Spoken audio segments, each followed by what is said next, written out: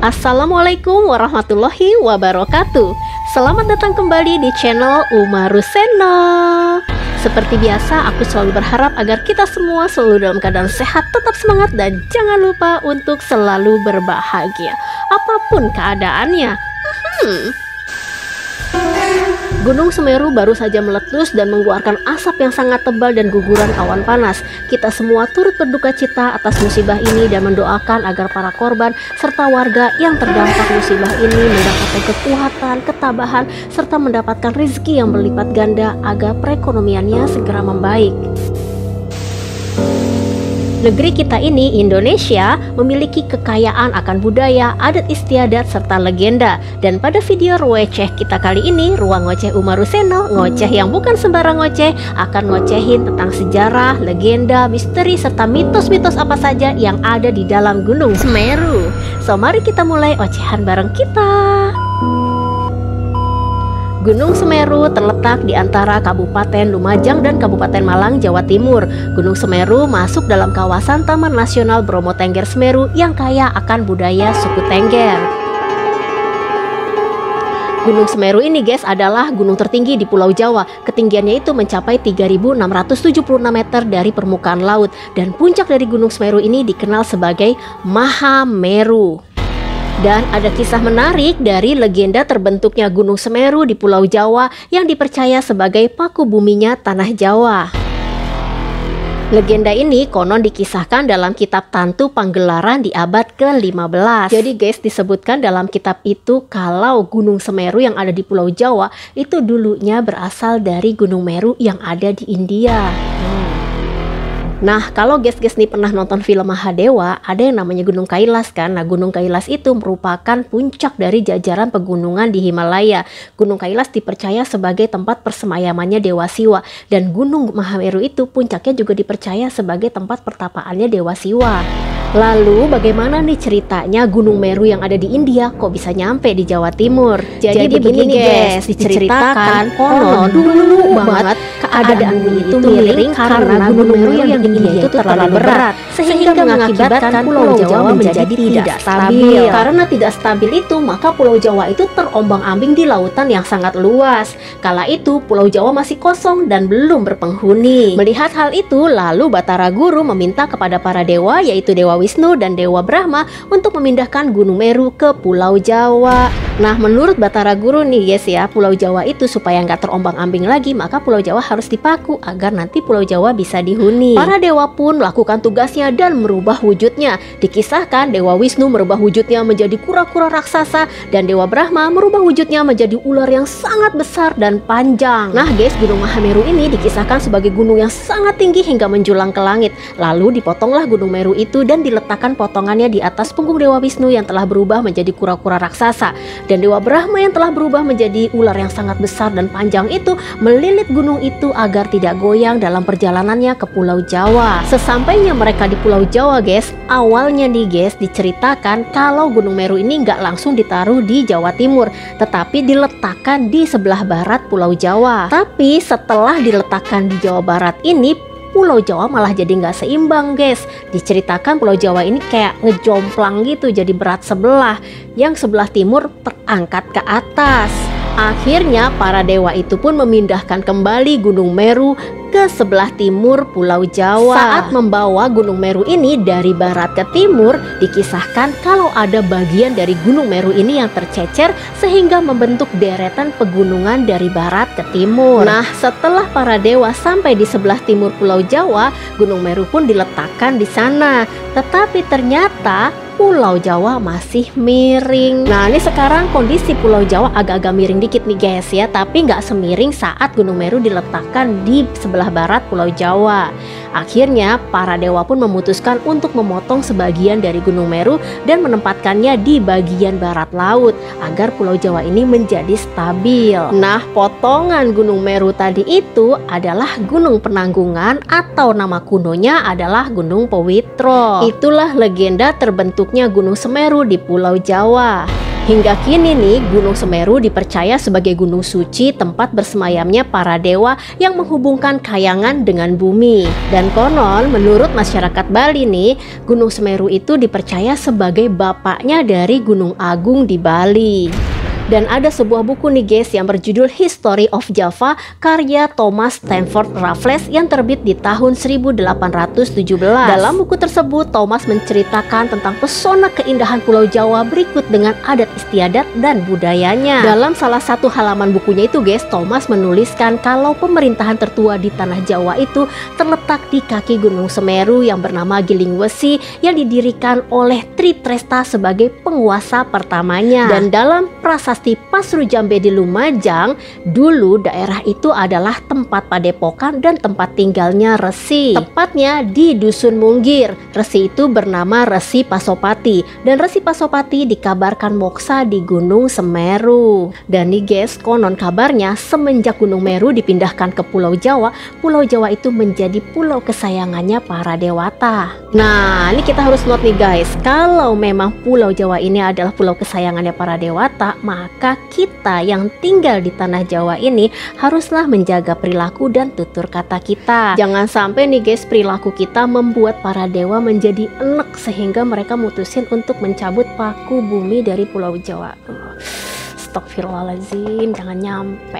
Selain itu juga nih guys, Gunung Semeru ini disebut sebagai Pingkalalingganing Buana, yaitu lingganya dunia. Dan seperti yang tadi udah gue utarakan di awal, kalau puncak Gunung Semeru ini dipercaya sebagai pertapaannya Dewa Siwa.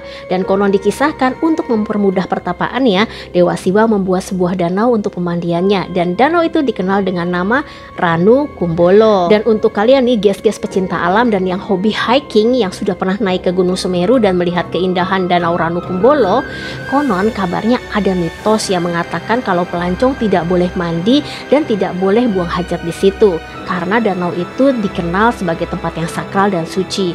Apakah benar seperti itu atau adakah di antara kalian yang mempunyai pengalaman sendiri saat berada di sana? Please berbagi pengalaman kalian dengan menuliskannya di kolom komentar. Nah nih, selain dilarang mandi dan buang hajat di sana, ada mitos lainnya tentang Ranu Kumbolo, yaitu mitos ikan mas kuning. Konon kabarnya ikan mas kuning itu bukan sembarangan ikan. Ikan mas kuning itu adalah penjelmaan dewi-dewi untuk mempercantik pesona dari Ranu Kumbolo. Dan kita dilarang untuk menangkap maupun memancing ikan tersebut. Nah, ini ada nggak di antara kalian yang punya pengalaman pernah menangkap atau mendengar cerita orang menangkap ikan mas itu, lalu apa yang terjadi? Please kalian juga bisa share pengalaman itu di sini. Oke guys, tadi kita sudah ngocehin tentang sejarah dan legenda terbentuknya Gunung Semeru. Kita juga sudah ngocehin mitos-mitos yang ada di Gunung Semeru. Dan sekarang kita akan lanjut ngocehin tentang misteri apa yang ada di Gunung Semeru. Diceritakan nih guys, banyak banget deh misteri yang menyelimuti Gunung Semeru. Salah satu diantaranya adalah Arcapada. Arcapada ini dikenal sebagai pos terakhir dari pendakian Gunung Semeru. Arcapada berasal dari kata arca dan podo, yaitu arca yang sama. Sepasang Arcapada ini ditemukan pertama kali oleh Norman Edwin dan Herman Lantang di tahun 1984. Mereka adalah mapala dari Universitas Indonesia. Setelah menemukan sepasang arca itu, Norman pun menuliskan di majalah Suara Alam. Tepat 2 tahun, yaitu di tahun 1986, arca itu menghilang secara misterius. Namun anehnya nih guys, yang masih menjadi misteri guys, setelah hampir 50 tahun Arcapada itu menghilang, lalu di bulan November tahun 2011, tiba-tiba sepasang arca itu ditemukan kembali dan masih berada di tempat semula. Arca itu ditemukan kembali oleh tim ekspedisi Cincin Api Kompas. Dan banyak banget spekulasi mengenai Arcapada itu. Menurut Profesor Sukmono, Arcapada itu merupakan perwujudan dari Dewa Kala dan Angkala yang bertugas menjaga pintu gapura sebelah barat. Sementara menurut dosen arkeolog dari Universitas Negeri Malang, yaitu Bapak Dwi Cahyono, mengatakan kalau Arcapada ini kemungkinan adalah peninggalan dari Kerajaan Majapahit. Dan kemungkinan arca itu adalah salah satu tokoh dari 5 tokoh Pandawa, yaitu Bima. Karena tangan dan badan dari arca itu mirip sekali dengan foto arca Bima. Bima adalah perwujudan dari tokoh tolak bala, dan dalam hal ini Bima bertugas untuk menghalau bencana yang ditimbulkan oleh Gunung Semeru. Demikianlah ocehan kita tentang legenda, sejarah, mitos, dan misteri dari Gunung Semeru. Bagi guys-guys yang memiliki informasi yang belum disampaikan di video ini, guys-guys bisa menambahkannya di kolom komentar. Dan guys-guys tentunya juga dapat mengkoreksi apabila ada informasi yang kurang tepat dalam video ini. Karena kita di sini ngoceh bareng dan belajar bareng serta saling bertukar informasi.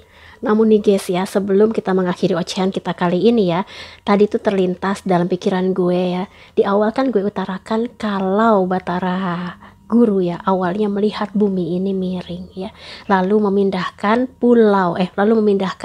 Gunung Meru ke Pulau Jawa dengan tujuannya agar posisi Pulau Jawa tidak miring, tidak terombang-ambing lagi ya.